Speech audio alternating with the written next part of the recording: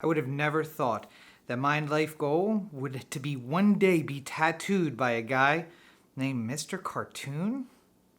This week we're talking about LA Originals on the Everyman Movie Review.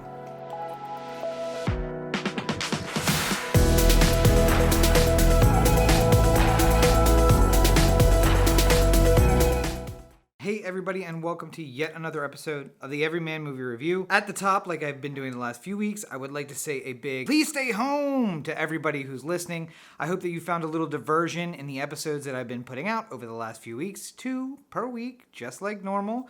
I am in the midst of quarantine, as you can see from the crazy hair. Yes, I've gone full hippie. My hair is over my ears now.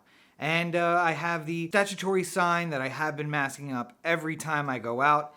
And that's a little bit of red right here on the bridge of the nose. But yes, I wear my mask out every time I leave the house. I wear gloves every single time as well. We're washing our hands every time, and I hope you are as well. I hope that when you're watching this, you are healthy and well, and everyone in your family is taken care of in this time of strife for all of us. Another impact of this time of strife is that we aren't going to the movies at all, unfortunately. So I have been digging deep into the recesses, doing a little crate digging, if you will, on Netflix and Hulu and HBO Now, and I've been finding some fantastic original content that I probably wouldn't have found if I wasn't stuck at home all of this time. So for the next few episodes, we're going to be doing what I'd like to call Everyman Movie Review Quickies. It's movies which aren't really full length. There's some documentaries, there's some 90-minute ones, there's stuff that's been buried or stuff that's been older. It's all available, it's all out there on streaming, and you're going to be able to find it right now. But one of the consequences, of course, is I don't really feel like we should spend an entire 20 minutes talking about that episode. I mean, for a lot of this stuff, it's older. Other stuff, it's documentaries. And what can we really talk about? Whether or not, is it worth your time or not? So we're going to stick to a little few details, no spoilers, unless it's really specific occasions, and otherwise, just a rating. Waste your time or not waste your time. So let's go ahead and jump into this week's episode, LA Original. Now, I talk about this extensively on all the videos who are available on my channel. But about 4 years ago now, I relocated across the United States to LA. So I have been trying to become accustomed to being an Angelino and learning everything I can about Los Angeles. I have not seen nearly enough stuff. Real life has tended to get in the way, whether it's being at work or making videos for all of you or, quarantine. But I've made it a huge goal once we can finally get out of the house. So go out and really experience LA the way that I should as an Angelino. And I think a great intro to that was the documentary LA Originals, which came out just this year and is available on Netflix. LA Originals was shot by Esteban Oriol in what I think is his documentarian debut. It's a story about himself and his friend Mark Machado, better known as Mr. Cartoon, and how they came to prominence in the hip-hop community. And I have to admit, I've spent a little bit of time kind of on the outskirts of the hip-hop community.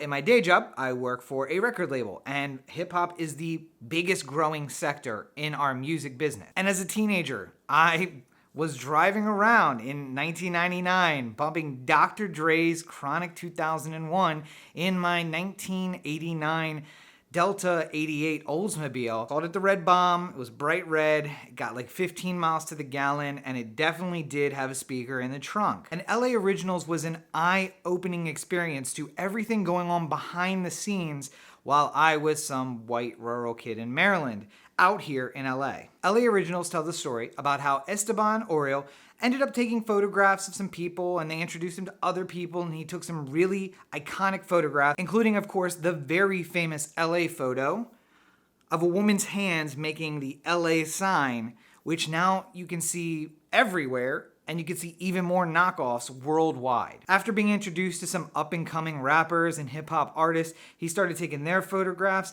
and his photographs ended up on the covers of magazines. They ended up in music videos. He shot music videos himself, and he basically became ingrained in hip-hop culture. He spent the 90s touring with the likes of Eminem, Dr. Dre, Nate Dogg, Exhibit. He went out with a lot of pop acts like Blink-182. He was all over the place and just ingrained in the culture. In fact, people were saying, you want to get Esteban to take your photograph.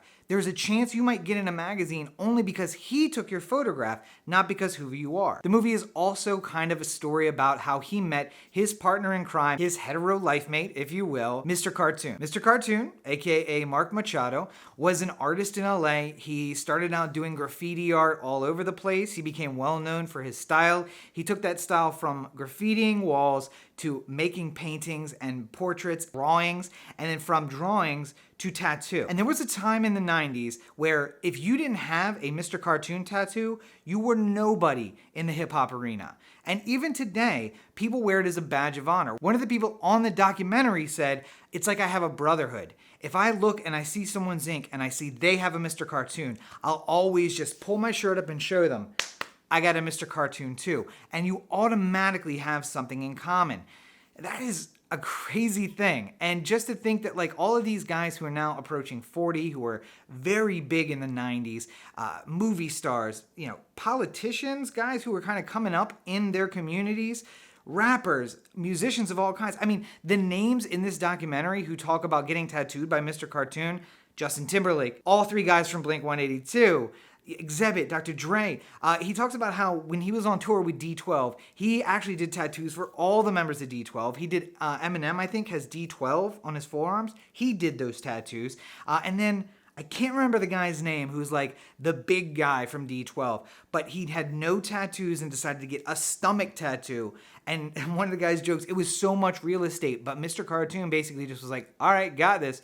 Cracked his neck, got to work, and free-handed a drawing all over his stomach. While people were bored on tour, they waited in line to get a Mr. Cartoon tattoo.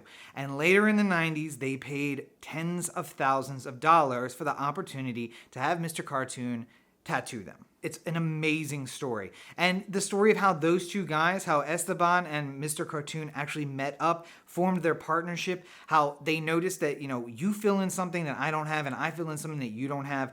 I mean, they made some of the most iconic album covers of the 90s. And I had no idea. The idea that so Esteban went and took a photograph and the photograph was amazing. And then they handed it off to Mr. Cartoon. He stylized the name, he stylized the album title and, the tracks. That's our album cover. It is amazing what these two guys have done. And then after all of that, after all the time on tour, they come home to LA, they go downtown into some areas that are really rough. They grab an old factory and turn it into basically like a hangout for everyone. I mean, they're in part of the documentary, 50 Cent is in town. He's about to go sign with Jimmy Iovine, but instead he stops off to go get the famous 5-0 tattooed on his back by Mr. Cartoon. They run out of time, they go down the middle, and he has to leave. He goes and leaves and signs, and Mr. Cartoon and Esteban jump into a car, and they're rolling down the street, and the cops pulled him over because the truck and the driver match the description of someone involved in a shooting. They're hassling the guy. 50 Cent stops and comes back and says, "Hey man, no, I need my tattoo artist back. This isn't the guy. He's been with me for hours. I need him back because he's got to finish my tattoo." And basically they're like, getting the cops out of there, getting them out of trouble. 50 Cent goes and signs with Jimmy Iovine and then comes back and he gets the rest of his tattoo done.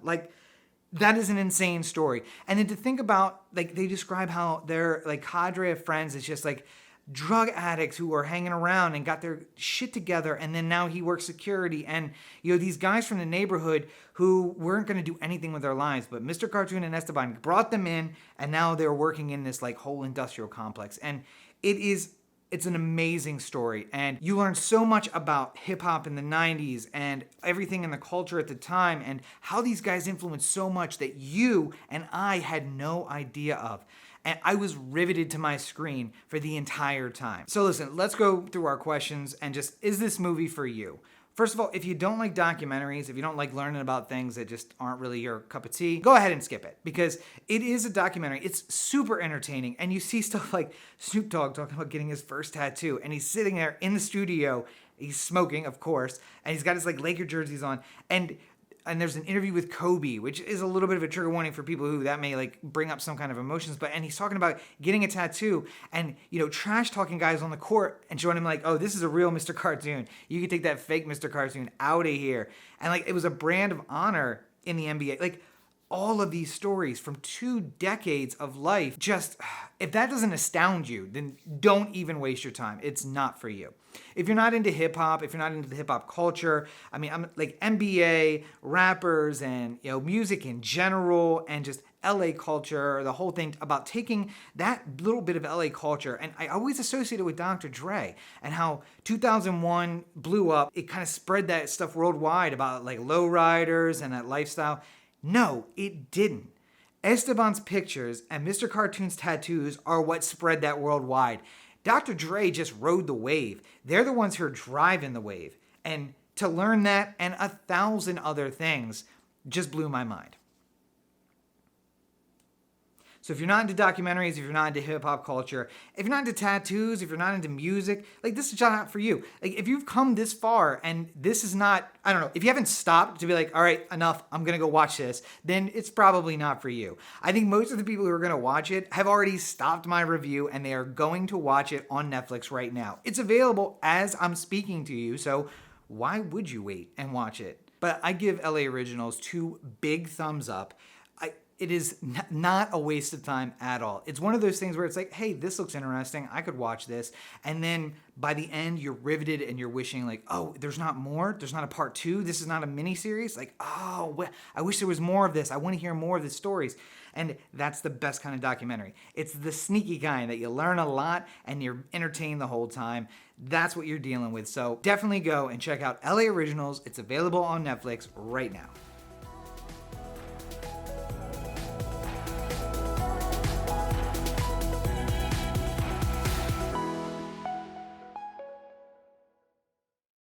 So there you have it, yet another episode of the Everyman Movie Review in the books. Right at the top here, I want to say thank you, as I always do, to my patrons. I could not do this without you guys. Thank you so much for all the moral support, the messages that you've sent. When you see that you're watching the videos early, when I provide them early, you're watching all the crazy content that doesn't make it anywhere else. That's a huge thing for me. I know it makes me feel like I'm not wasting my time. Like there is a purpose behind everything that I'm doing. So thank you for all your support, including the monetary support. And if you want to be one of the chosen few who gets all of that behind the scenes material, all you have to do is go on over to patreon.com, that's patreon.com/Robert N. Cheek. For as little as $1 a month, you get entry level, you get most of the stuff just at that level. And then, of course, you can donate more and you get access to more and more stuff. I'm wrapping up my self-help book. Okay, I'm starting my self-help book. Everybody will be mentioned in the forward of that. It's all kinds of bonuses. You can find more details right there at patreon.com/Robert N. Cheek. And finally, my home on the web is taking shape. RobertNCheek.com has come back to life. It's only a few pages and it's a work in progress, but you'll be able to start getting information there. You can find links to the videos, links to the books, links to everything that I'm doing, music, for whatever that's worth. All of those things are available right there at RobertNCheek.com. And in a few weeks, you'll be able to sign up for a mailing list where I'll stay in touch with you and let you know about the bigger stuff I have coming along. We're kicking around some really big projects, maybe even the #1 movie in the country. We'll see. But you're going to know first if you go to RobertNCheek.com and sign up. And of course, I'm available on social media for free all the time. You get access to what's going on inside here, as terrifying as that may be. Go look for me at Robert N. Cheek on all your social networks. Maybe that's Facebook or Twitter or Instagram, Tumblr, Snapchat, everywhere at Robert N. Cheek. The only thing I don't have at this point is an OnlyFans, and don't push me because I might go and do it. But there's super funny content. There's insights into what's going on behind the scenes of my life. Not as much as you get at the Patreon, but hey, it's for free and it's right there on social media. So check it out at Robert N. Cheek on all your social networks. And if you can't get enough of me because, why would you? Make sure that you're checking out the Oh the Anthem podcast. Every Tuesday, I sit down with my buddy Corey and we do a new podcast, brand new, every single week for 314 consecutive weeks at this point. We talk about news, we talk about politics, we talk about sports, the stories of the day. Anything is on the table. You never know what we're going to get into. We tell stories from the past. We just hit our 6-year anniversary. So there's a lot of content for you to check out when you're bored, and a new episode every single Tuesday. Go on over to ohtheanthem.com. You can find the entire catalog of back episodes. You can follow us on social media at Oh the Anthem. That's available everywhere. And make sure you join us on Sundays or Mondays when we do our live recording. You can be part of the show. If you're following on social media or at youtube.com/Oh the Anthem, you'll be able to join in right there. Thank you guys so much for checking out out the video. If you're watching on YouTube, please do like and subscribe to the channel. If you subscribe to the channel, you get new updates, not just of these videos, but of all the stuff that I'm working on. I got a lot going on right now, and you're not going to want to miss a second of it. But of course, Everyman Movie Review is also available in podcast form. You can find that at anchor.fm/Everyman Movie Reviews. You'll be able to check out the new episodes right there at the same time as they're available on YouTube, with a few bonuses and extras only for the podcast listeners. I'll be back again in just a few days with yet another episode, so keep a lookout for that. But until then, please stay safe and stay inside. Take care of yourself and each other. Have a great week, everybody.